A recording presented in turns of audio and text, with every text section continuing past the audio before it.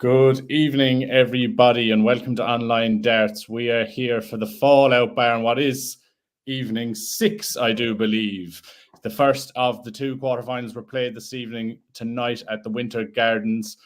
Full of action, full of talking points. First night I've been on at the Matchplay this year, where I'm also joined by Carwyn. It's good to see you, Karen. How are you? I'm very good, thank you, Liam. Yeah, it's my second night, but that doesn't mean anything because you're the one with the magic butters. But yeah, it's good to join you on the Fallout on what was a rather eventful night at the Winter Gardens.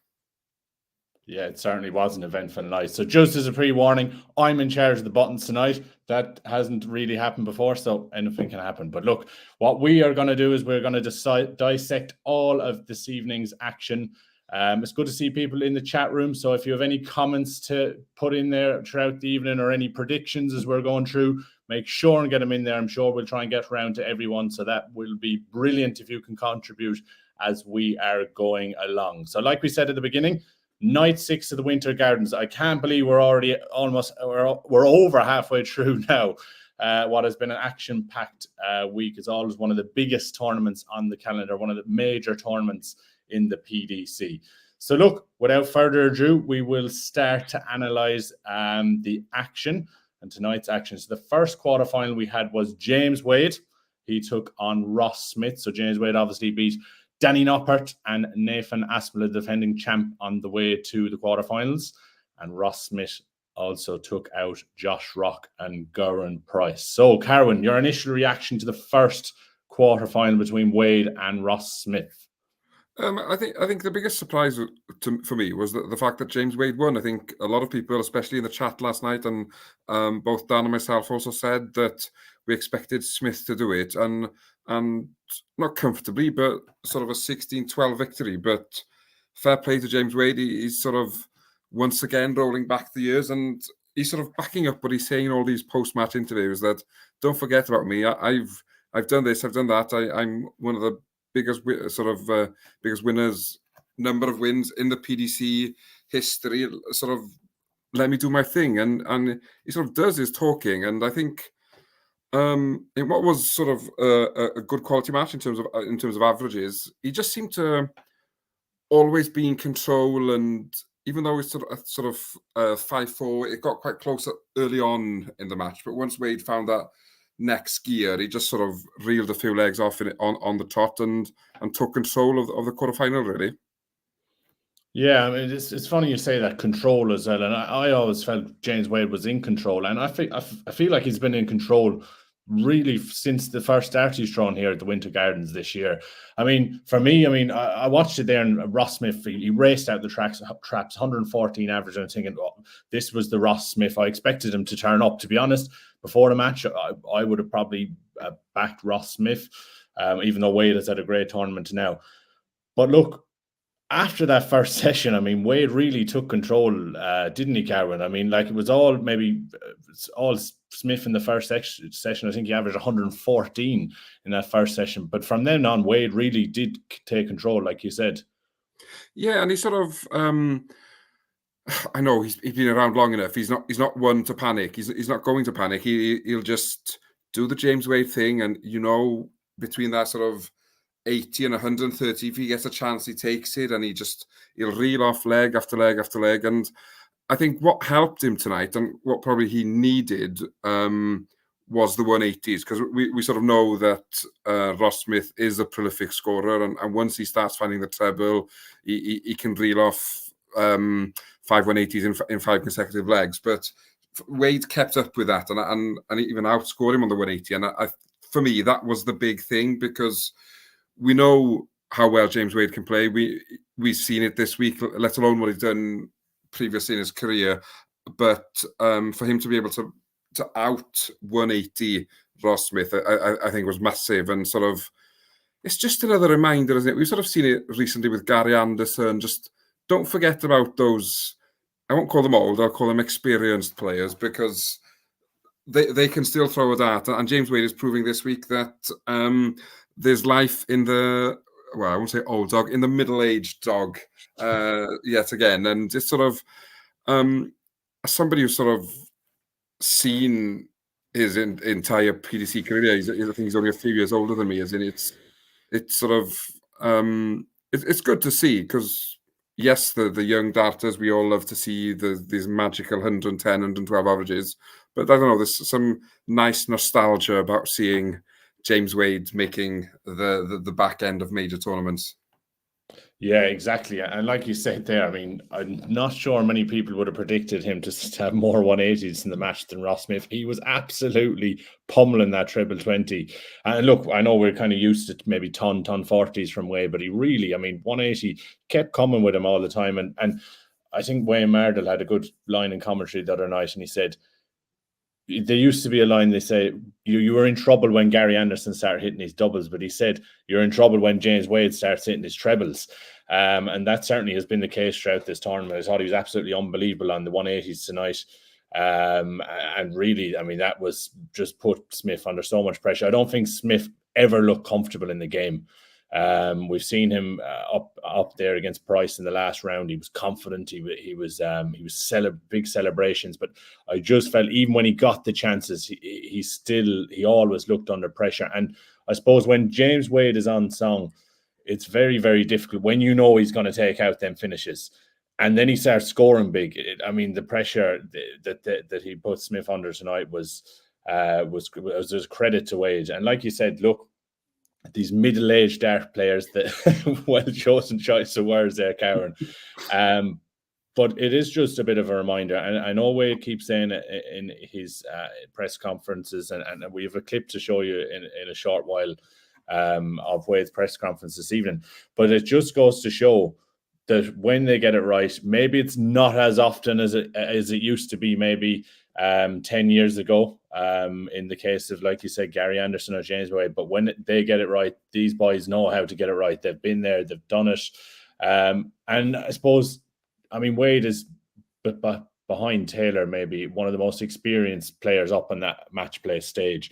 And Smith, it was only his fifth appearance tonight at the Winter Gardens, and he just knows how to win. I mean, how important is that for those big players when it starts getting to this crunch time of major tournaments? And I know Smith is a major winner, that knowing how to get over the line in those games. How important do you think that is, Karen?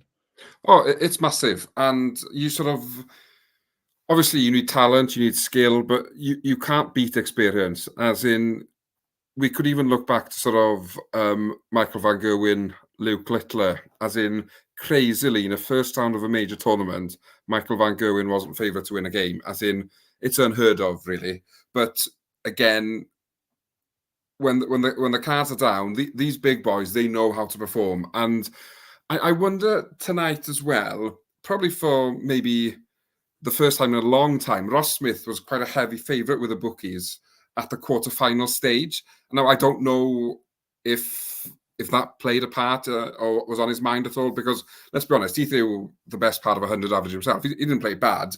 It's just James Wade, as Ross Smith tweeted himself, no complaints. James Wade was comfortably the better player, and credit to him for being so gracious in defeat. But I just wonder if being a favourite played a part, and that James Wade knew, well, I'm not expected to win. I'll just play my game. I've got the experience. I've played more than well enough on this stage. I know how to win on this stage. And he just did what he does best, and sort of just plowed on really to the finish line.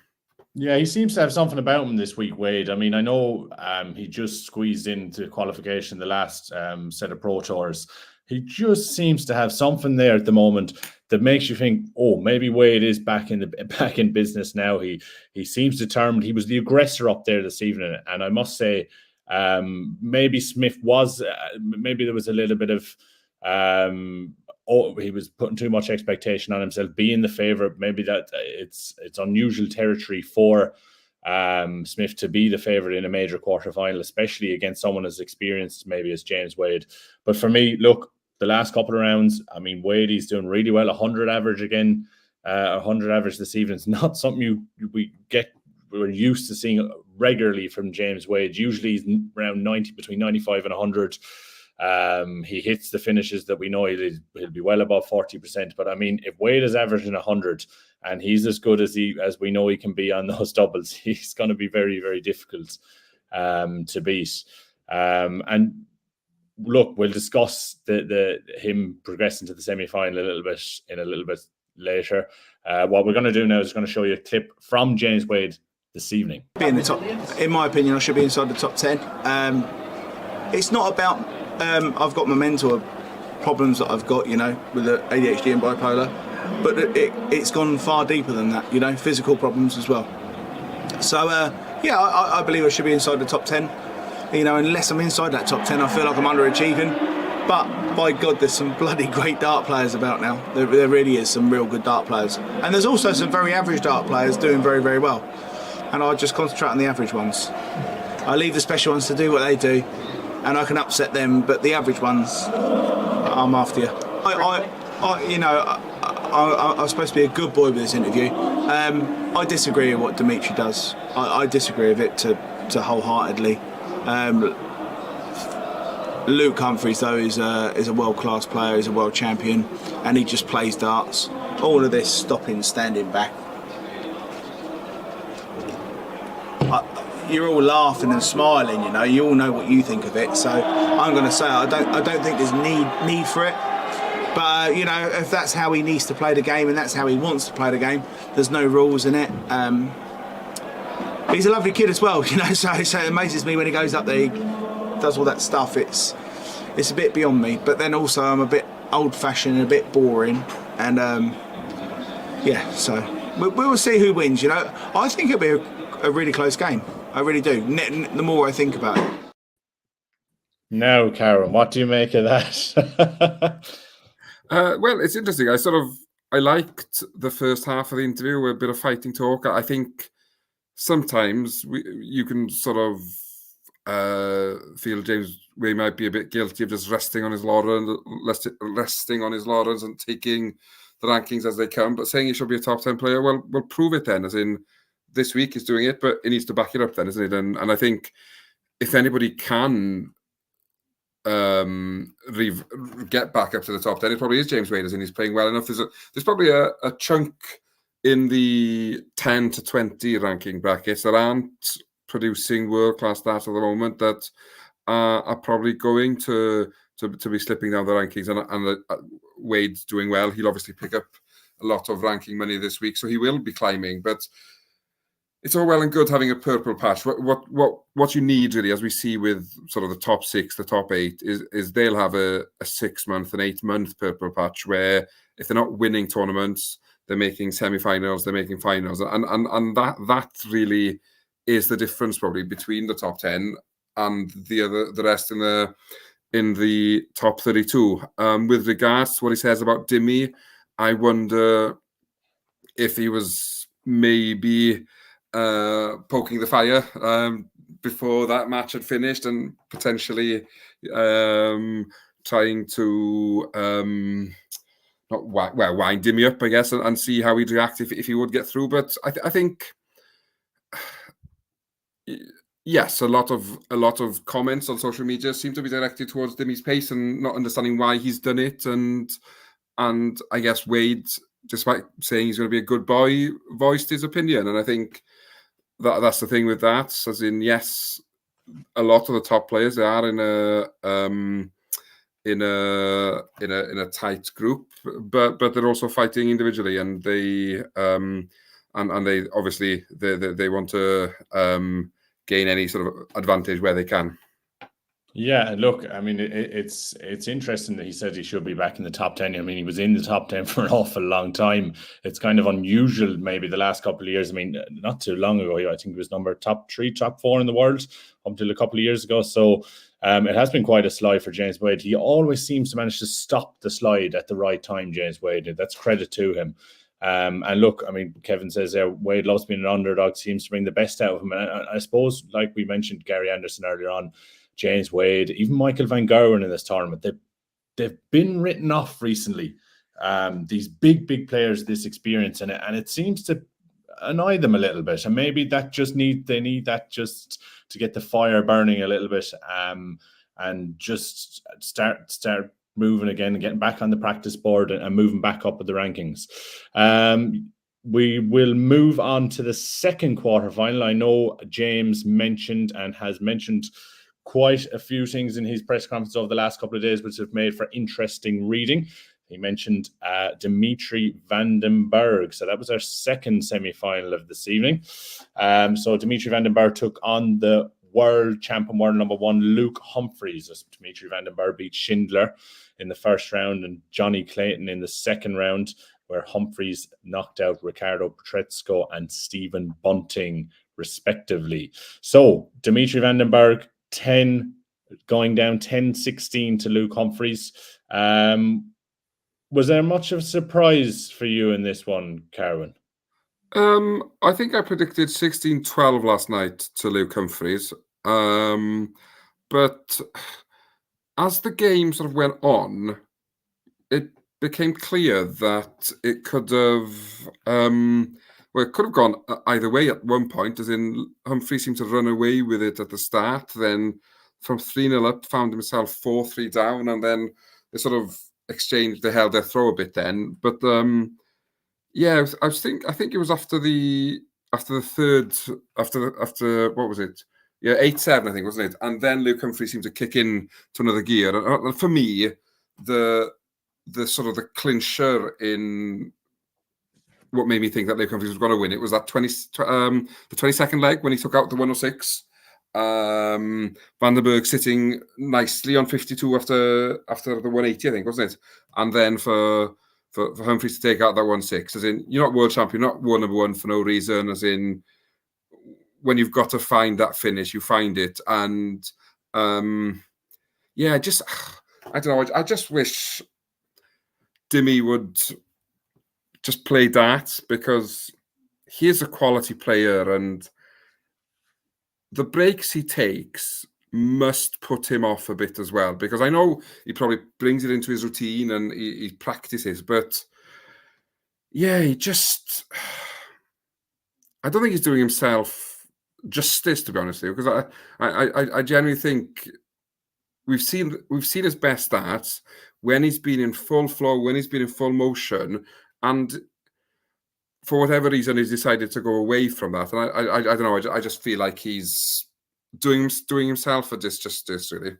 Yeah, I agree with you there, Karen. I mean, this is not the first time we've had a conversation about Dimitri Vandenberg. When he steps up to the hockey, we've seen his breathing techniques before, the slowing down, walking back slowly. And look, we're not naive here. We know that he's not the only player that maybe tries to slow the game down. But yeah, sometimes you just have to have a look. In my opinion, I don't believe Dimitri Vandenberg played anywhere near his best starts this evening. Now, I'm not saying that's down to the way he approached the game, or maybe at times I think Luke probably could have maybe expected it to be slowed down a little bit more from Dimmy.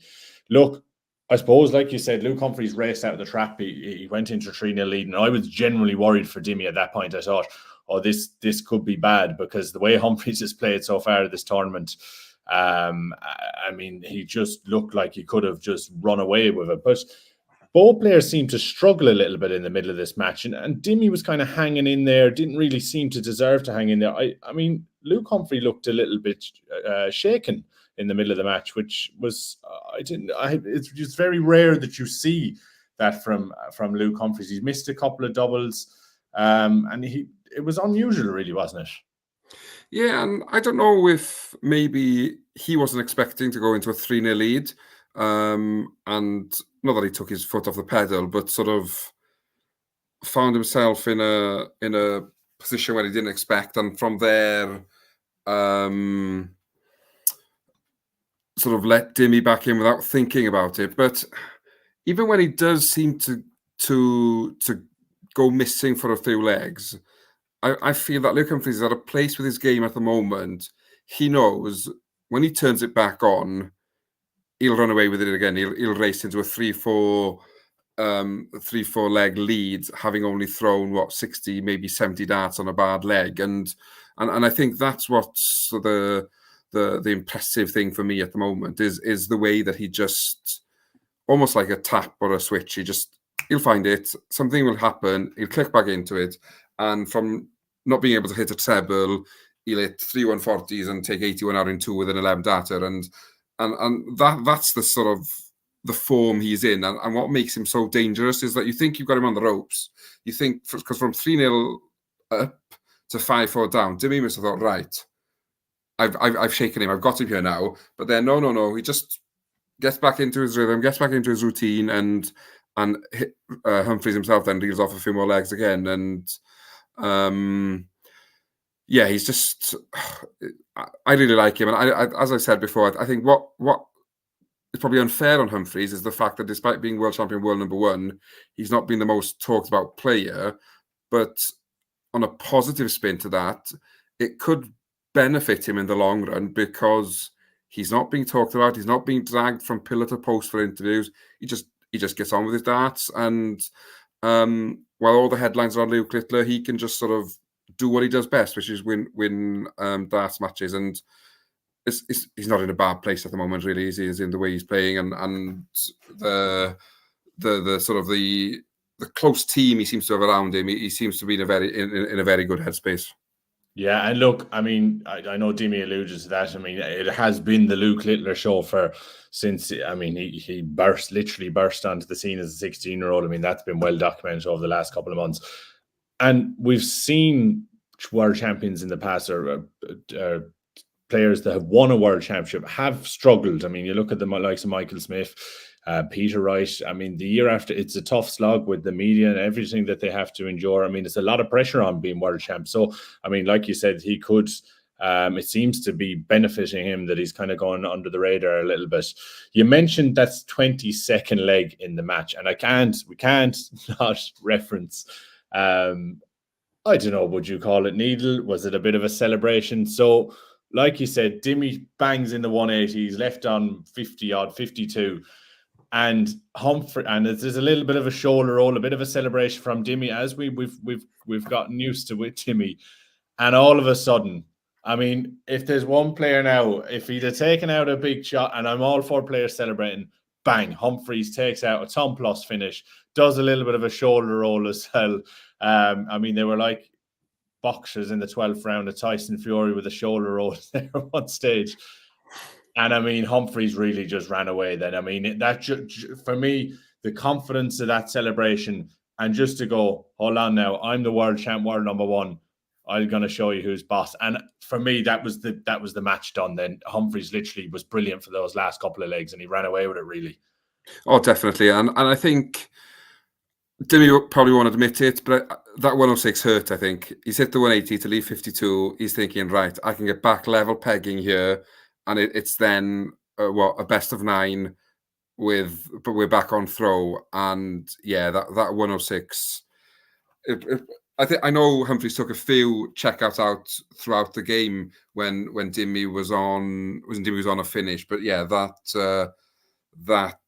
106 to me was the killer punch, really, because as you say, from there Humphries just picked it up, and Dimi just didn't have the answer to get back into the game, and Humphries just ran away with it the last 5-6 legs then. Yeah. We have a clip to show you from Luke Humphries from this evening, so we're going to play that now. Yeah, it was just one of them things. I felt when Dimitri at the second 180 did the shoulder on, I thought that's such an unnatural reaction. Usually you'd give it a bit of come on, and he sort of was giving it a bit of swag, and I thought, well, if this goes, I'm giving it back to be honest. I'm not shy to celebrate it. I'm not one of them people that you don't really see a lot of celebrations from me, to be honest, but I'm not shy to do it, but I don't like to give too much away. But as soon as he did that, I thought, well, you're going to get it back, to be honest. And I was pretty revved up after that, and maybe that could have been the mistake he made. Because if he didn't do that, I might have just felt a little flat, and that 106 didn't go, and then you don't see the great things that happened after. But yeah, it's when people do things like that, it revs me up, to be honest. And like the last 5 legs after that was fantastic. So maybe that was his mistake in the game. Well, probably changed it in a positive way for myself and a negative way for Dimitri, because I felt a little flat. Sometimes that just happens. I don't know. I can't give you an explanation as to why that happens, but in the mid part of that game, I felt really flat. And then as soon as he did the shoulder roll, it kind of revved me on a little bit. I thought, okay, then you're going to do that to me. I'm going to fire back. And that 106, when it gave me that energy I needed. I obviously I'm one of these people that takes all the energy gels and stuff to get myself, in good shape and the energy levels high. I wouldn't have needed anything, because that just gave me a burst of energy, to be honest. And it's good fun, and everyone loves to see things. A bit of needle. There's no animosity between me and Dimitri at all, but give me that little bit of a spur to push on and go and win the game in good fashion. I did. So there you go. We mentioned it a second ago. If there's anyone watching this, any pro dart player, anyone that's going to play Humphries in the near future, do not give him any ammunition, because he certainly does not need anything else. But look, like we said there, I mean, it really, we could see it. I mean, he didn't have to say, he's just confirmed it there for us that once the little shoulder roll, little celebration there, that he really, that's just what finished the game really, once that checkout went in. I know he hit a 164 after that in the bull, but is that worrying for the rest of the field when Humphries goes, hold on now a second, gets that bit between his teeth, and then just rattles off those legs, and all of a sudden the match is done? Oh, definitely. And what I like as well is the fact that he's come out and said that. He rode his shoulder. I thought, right, that's it now. I'm taking this 106 by hook or by crook. And too often I feel that Humphries might be a bit too respectful to his opponents, which I admire, of course, but sometimes when something puts a bee in your bonnet, you just got to come out and say it. And I like that aggression. I'd like to see more of that in his interviews, because, yeah, he's world number one. He's the world champion. Nobody comes on my stage and gives me a shoulder roll after hitting a couple of 180s when I'm sitting on a finish. And then to take out that finish, yeah, and for him to sort of say, yeah, I was feeling a bit flat. We've sort of mentioned that already, that he seemed to have gone missing for a few legs, but then, yeah, when a 106, boom, check out, give it a big un, and then, and yeah, as he said, he was fantastic from there. And yeah, if anybody saw that interview, saw the 20-second leg, don't anger Luke Humphries, because he's capable of doing anything at the moment. Yeah, and look, like you mentioned it, I really like Luke. I think he's a phenomenal player, and I don't know. I mean, maybe I'm just overestimating a little bit. I'm not sure I've seen a player since maybe Michael Van Gerwen is pumped that can just go boom, boom, boom, boom, and this 5 legs, bang, it's done. As good as he can do. Now, I mean, I'm not saying he's at the same level that Michael Van Gerwen was at the time, but there just seems, I mean, I know this year, look, he lost in the UK Open final, lost in the Premier League final, but he just seems to do the right thing at the right time. He's always in and about there, which was the same when Michael came onto the scene as well. I know we don't want to jump too far ahead now. I mean, he plays Wadey on Saturday night in the semi-final. Can you see any way that Humphries doesn't get to a final from here? Without wanting to disrespect Wade, no, I don't. I just think, as you say, he does the right thing at the right time. And I think what he does better than a lot of players is he can sort of find something to get him back into a game, or to take him that 2, 3, 4 legs ahead of an opponent, and always looking control. Nothing seems to phase him, even when he's not hitting 108, 109, 110 average. He's always in control, and is very much aware of his surroundings and what he needs to do to bring himself back into a game. And if he can keep this sort of mentality, if he can keep this routine going, as in he could, or he will be in the top 2, top 3 at a push for a long time to come. I genuinely think he's sort of one of these players. He's looked after himself. He's lost a bit of weight. He's raised his game to heights that we probably didn't expect a few years ago. We knew he was good. We knew he was quality, but he's taking his game now to being a great player. And it's worrying for the rest of the field, I think, how good Humphries can be. And I'd be very surprised if he's not featuring in the final on Sunday night. Yeah, look, I agree with everything you said there, Cowan. Look, I know James Wade has said don't write him off, and look, they've admitted, and so has James Wade, that they've been practicing together over the last couple of days, and that I just feel, and look, this is if Humphries is off a little bit, I think Wade can jump all over him, and he will. We've seen a resurgence in James Wade this week. I just feel that, I mean, the way Humphries can rattle off legs, 10 darters, 11 darters, 12 darters in quick succession. What, like you said, once he gets that in that rhythm of that couple of legs, and he can take the game away from you very, very, very quickly. So yeah, look, I'd be surprised if Wade was to beat Humphries, but look, you never know. Wade has done well so far. It only takes a little bit of an off performance maybe from Humphries, and Wade is probably one of the best in the world at jumping on someone who isn't quite at their peak. So look, we'll see what this evening takes out of both of these players. They won't be back until Saturday night for the semi-finals. So just moving on, and I'd like the chat room to get involved in this one as well. We are going to move on to tomorrow night's action. So we've seen 2 quarterfinals already this evening. Just to remind you that James Wade beat Ross Smith 16-10, and Luke Humphries has beaten Dimitri Vandenberg 16-10, if you're just joining us and haven't seen any of this evening's action. So tomorrow we have the 3rd and 4th quarterfinals. So Michael Van Gerwen will take on Andrew Gilding, a repeat of last year's UK Open final. And Michael Smith, last year's world champion, takes on 2018 world champion Rob Cross. So I would like you to all get involved in the chat room. I'm going to rack your brains in a minute, Carwin, to see what you think prediction wise. So look, these are the 3rd and 4th quarterfinals tomorrow. Michael Van Gerwen will take on Gilding in the 1st quarterfinal, and then Smith takes on Cross in the 2nd. So first of all, we will go to the Michael Van Gerwen Gilding game.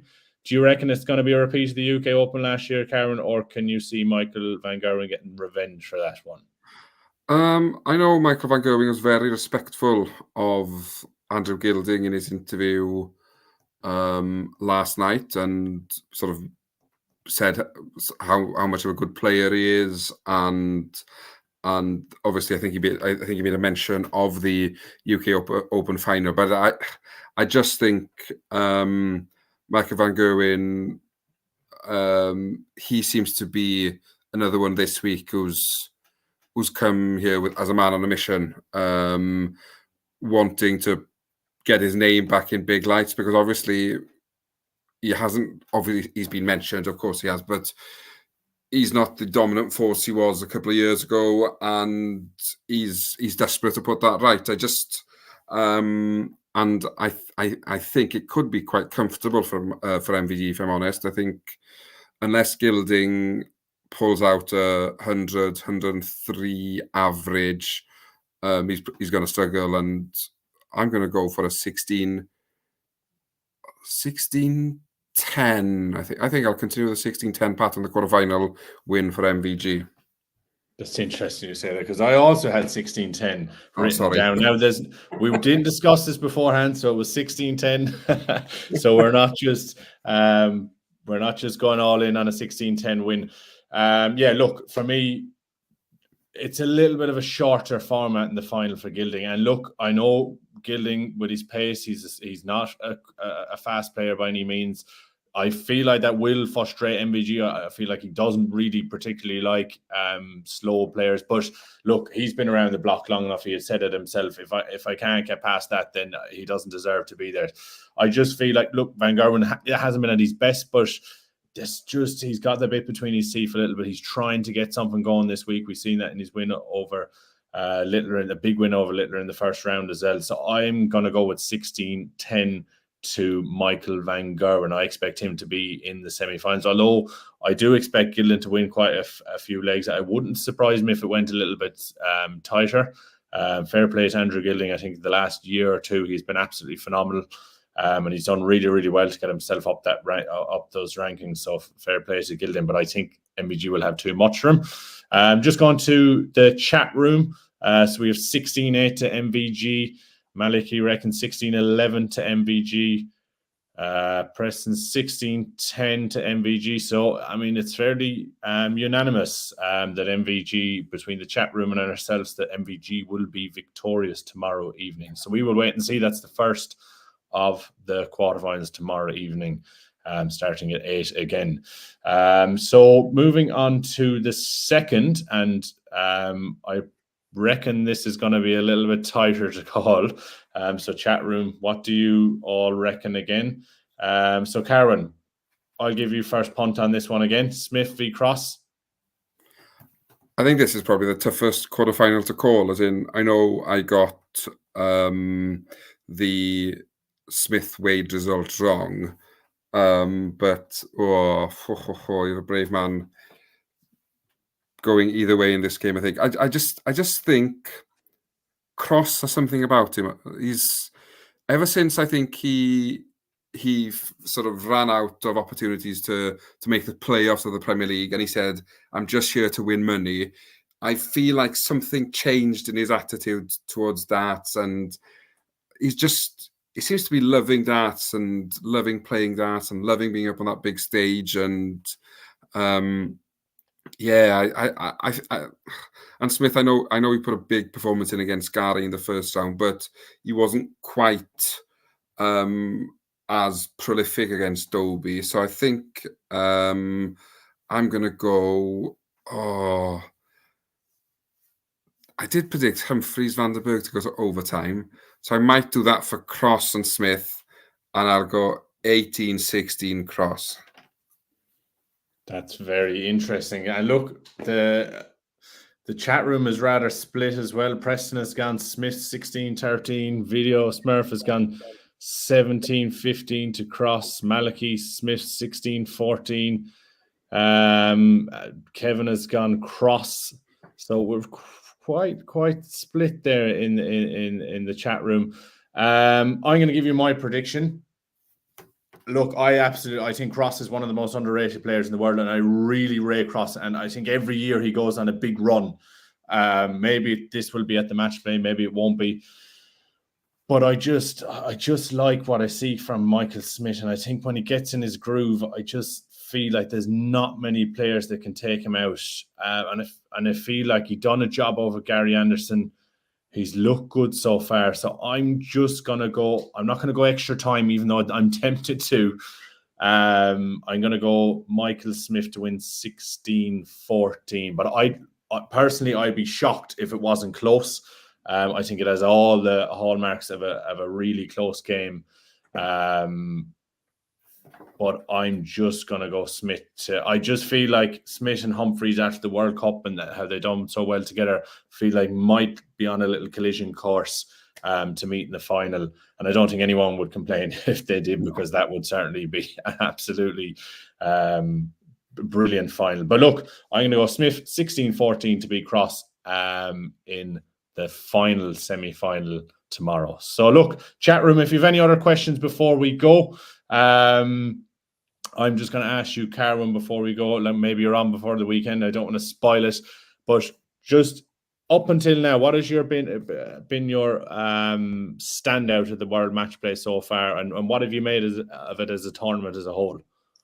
As a tournament, I love it. I think it's an iconic venue. It's an event the players love, so they sort of bring their A games. The fans love it and are sort of always there in their droves, and it's fantastic to see. And I just love the fact that such an iconic venue gets to hold darts. If everything could be played at the Winter Gardens, I don't think many darts fans would complain. In terms of highlights so far, that's a good question. What's been I'm a big Johnny Clayton fan, sort of same part of the world. He's never really done that well in Blackpool, so it's nice to see him get a win. But I also loved the Ross Smith Gerwyn Price game. It was just two players giving it a bit, hammering each other on the board. Obviously, the wrong result for the Welshman, but it was just one of those games where enjoyed it as a spectacle as opposed to being upset that that the Welshman lost. And yeah, who can't mention what Vigil Smith said there, is in Cross Van Veen. Yeah, that young Dutchman, he's got a bright future ahead of him, and he'll soon be making big strides in majors like this as well. He's certainly one for not just the future, but one for now. As in, I think he's huge potential. Yeah. Sorry, that's a lot of bits. Sorry, I'm just reeling them off. There's just so much to love about the match play. We have to get it all in. But no, look, I agree. I mean, it's such a brilliant tournament. I just feel we haven't seen the best of it yet. I feel like there's going to be a big moment. Look, I mean, we've seen Demetrius hit a 9-darter already. I just feel like there's a big match in there somewhere waiting to just blow every other big moment that has happened in the tournament out of the water so far. But look, that's night 6 action. It was a good night of darts, I must say.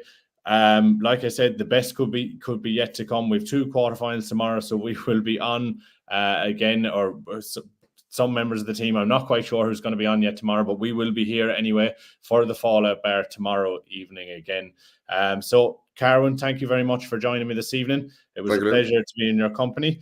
And look, I hope you all enjoy the Fallout Bar this evening. Hopefully, like we said, there's some big twists and turns still to come in the match play. But until next time, goodbye.